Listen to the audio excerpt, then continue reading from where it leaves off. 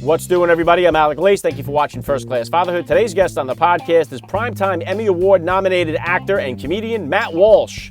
Matt Walsh is very well known for his role in the HBO smash hit comedy series Veep.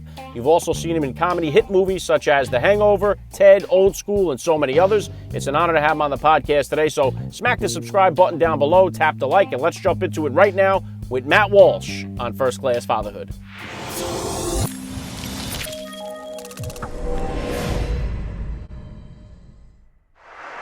Joining me now, First Class Father, Matt Walsh. Welcome to First Class Fatherhood. Thank you, Alec. All right, let's kick it off like this. How many kids do you have, and how old are they? We have 3 kids, 11, a boy 11, Emmett is 10, 11, excuse me. I'm so confused. Jude is 13, Emmett is 11, and Cece, our girl, is 8. Very cool. What type of sports or activities are they all into? Jude is a swimmer, mostly. He likes other things, but that would be his main sport right now. We're actually able to swim, which is great. One of the only pools in LA that's open now. And then Emmett is doing virtual karate right now. In addition to, he's into D&D lately, is his latest. And he just finished like a Lego that was like insanely complicated. So he still has that. He's growing out of it, but he's still doing that. And then Cece, my youngest, we were into roller hockey, inline skates for a long time, but there's nothing happening, unfortunately. So she was doing gymnastics a little bit over the summer, and they unfortunately all like to play Roblox or, iPad games. So we're monitoring that. Yeah, awesome. I got a son that's into that Dungeons and Dragons himself, and we miss doing stuff like that, taking the kids roller skating, bowling. Like, these are, fun family activities that have been all put on the back burner here for all of us. So, yeah. If you could, Matt, just take a minute here to hit my listeners with a little bit about your background and what you do. I'm an actor, comedian. I was on a show called Veep. I was in a movie called Old School. I'm part of a group called the Upright Citizens Brigade. We came out of Chicago many years ago doing sketch, and now we teach improv. I live in Los Angeles. I've been here for like 16 years. And diehard Chicago Bears fan. All right. Well, yeah, obviously you've had a very successful career here. Along this journey, how old were you then? About how old were you when you first became a dad? And how did becoming a father kind of change your perspective on life? I started late, Alec. I think I was 41 when our first son was born, which is relatively late. My wife's a little younger than me. So, and how did it change? It's a slow... Obviously, you love your kids to death, but I think I don't know, how did it change? I mean, I guess in every way, the responsibility, the joy of doing just simple things with a kid is great. You're more of a homebody, you're more setting up. You're getting into the school nonsense out here in LA. Everybody's like treating grammar school and junior high and high school like college entrance exams, so you get stuck into that. You also learn your social circle is driven by your kids' friends at some point, so you want to make sure that their friends have cool parents, but sometimes you can't dictate that. And those are like the things that come to mind about what it is to be a dad. And then I think you consider traditions. I think it made me investigate, like, what did I take from my life? What, like, rituals or traditions? I was raised Catholic and they were baptized, but we don't really go to church, but we still celebrate Christmas. So it makes you investigate what you want to give them and the happiness that you got from your parents. You want to pass it on. So sometimes that's in the form of rituals or vacations or silly family traditions, Yeah, and that segues right into this, Matt. I mean, what type of disciplinarian are you as a dad, and is that different than the discipline style that you grew up with? Yeah, very different. My dad was I was one of 7, very strict. They still spanked you and smacked you a little bit when you were little. My mom was very strict but loving, but it was also very much about sometimes, when your dad gets home, you'll get in trouble, sort of thing. She had too much work to do. So my wife is more engaged and more on top of it. Honestly, like I've had the benefit of being able to be an artist and pursue a career and help be a breadwinner, etc. But as far as my discipline style, I never spanked my kids. I try to keep an open communication. I spend 1,000% more time with my family than my dad did, I'm sure. He didn't have time. He was always working. So a lot of it is, as they say, my love language is probably time spent, just being with the kids. And sometimes you're not necessarily their friend, but it isn't as a disciplinarian, I guess. So I'm a little softer. I guess I'm a little softer than my father was, but my dad was very loving.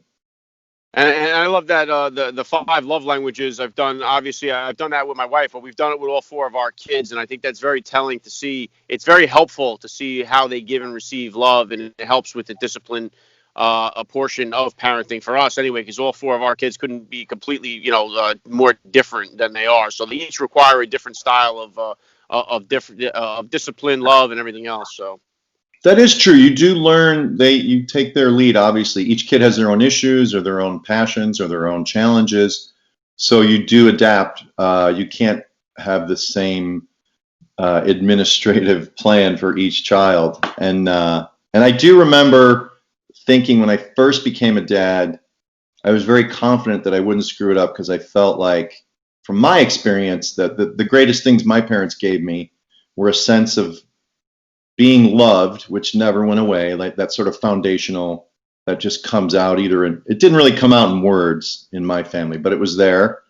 And I think a sense of like you can do or be anything you want as long as you work hard enough, And so I had a very binary approach to being a fatherhood. Now it's much more complicated, and that's not in any way everything you need to be a good parent, but it did start that way. Oh, well, one thing I wanted to ask you here, Matt, is as an actor, since you became a dad, has that influenced in any way which particular roles as an actor that you'll choose to play? Yeah, I think it has a little bit. I mean, I've always been a comedian, so I always like to choose funny parts or funny projects, and it's what I'm best suited for. And I do consider a little more like, I don't want that out there. God forbid my kids stumbled upon it. But not that I would have done it before, but I guess I scrutinize things a little more. Not that they're PG or G always, but I think I want the quality to be there, and I wouldn't want to portray something that I didn't think had any, irredeemable quality to it. But again, I would hope to think I was always doing that. I always feel like sometimes you get a script and it's just like bleak and dark, and then the people that you're reading about and watching in this story, let's say, they just get meaner and weirder and corrupt and more sort of disgusting. And I always feel like that's easy writing. And so I feel like it's easy to portray like a bleak and horrible world. So I've never been a fan of just like the Bad Lieutenant stories, if you will.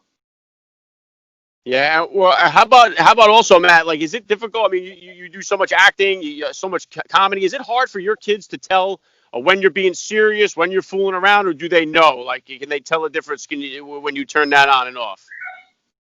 I think I have gotten better at realizing that, oh yeah, they're going to take me at face value. I think I was often joking sometimes, and of course they take you at face value, and of course they think you're serious. So I have learned to adjust, when I come into the house, to make sure if I'm joking, I let them know.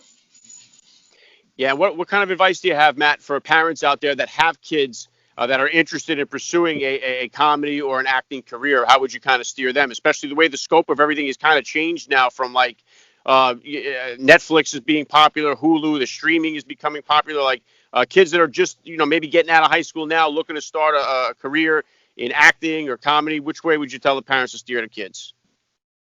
Well, I guess post high school, I guess go for it. Like I wouldn't want anyone before high school graduation to sort of narrow their focus and just focus on a career, because there's a lot of pressure and guilt and disappointment in the journey to having, a successful career. And I think that's, I think there's great value in having a lot of, protecting a kid's innocence and giving them options. And then obviously narrow scope is not good for your mind. Like I think you need, life experience, travel. I think you need a good education in all, obviously STEM courses, but like creative writing and things like that. So to narrow it into like honing yourself as like a tradesman in this acting game at a young age is a great disservice to blossoming into a full human being.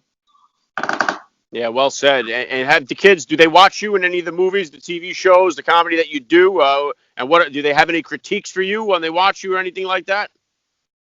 Yeah, they're complimentary. They think I'm funny. I did a tornado movie called Into the Storm, and I die in that movie. So that one was like tricky to watch with them because my little girl I had to pause it and remind her, it's fiction. But in general, I was on Veep, which they haven't really seen many of because the language is pretty, R-rated, but it's a great show. So my oldest he's 13 now. I would be comfortable watching that with him now because it is funny, but it is also it's interesting enough, and there's a lot of redeeming qualities in it. As long as there's redeeming qualities and stuff, I'm on board for the kids watching stuff. Yeah, good stuff. And what about now? As far as I know, we're all in this. We're in the pandemic. We're still dealing with the coronavirus. That's affected Hollywood films. Just about every industry has really been affected by it. So, what kind of projects or plans do you have here that you're working on right now that we could expect to see in the future? Time to plug something. Well, what do I got coming up? I might be going to Oklahoma to film a movie, knock on wood, that I wrote with a buddy of mine about a couple that puts their screens down for a weekend to kind of reconnect. And it's really hard to put the iPad down and the phone and get away from Wi-Fi. And it makes them a little crazy, obviously. And they get a little paranoid. So that is a movie called Unplugging. So keep an eye out for that. And I got various projects. I can't think of anything. I made an audio thing on Stitcher called Finding Marcus Tronk. It's like a 6-part comedy series about a documentary filmmaker. All right, very cool. Yeah, we'll be on the lookout for that. And the last thing I want to hit you with here, Matt, I love to ask all the dads that I get on the podcast, what type of advice do you have for that new dad or for that about-to-be father who's out there listening? About to be father or new dad. I think, advice. I think consider like the things that brought you joy in your childhood, and then feel free to create your own traditions, like whatever they may be. If it's Friday night movie night, then put them on the calendar and build them into your life, or that vacation home to see your parents. Like all those things matter because once they're in the books and they're scheduled, then they happen, they recur. And if they're not on the books, as you know, when the pace picks up and life goes a million miles an hour and you're just reacting, like an infielder catching ground balls, then it's just going to go by the wayside. So especially when you begin with like a one beautiful baby, think about and enjoy creating your own traditions or revisiting some of the ones that you loved when you were a kid. Yeah, very well said. I love the message. This has been an honor for me. I got to say, Matt Walsh, you're a first-class father all the way. And thank you so much for giving me a few minutes of your time here on First Class Fatherhood. Thank you. Thank you.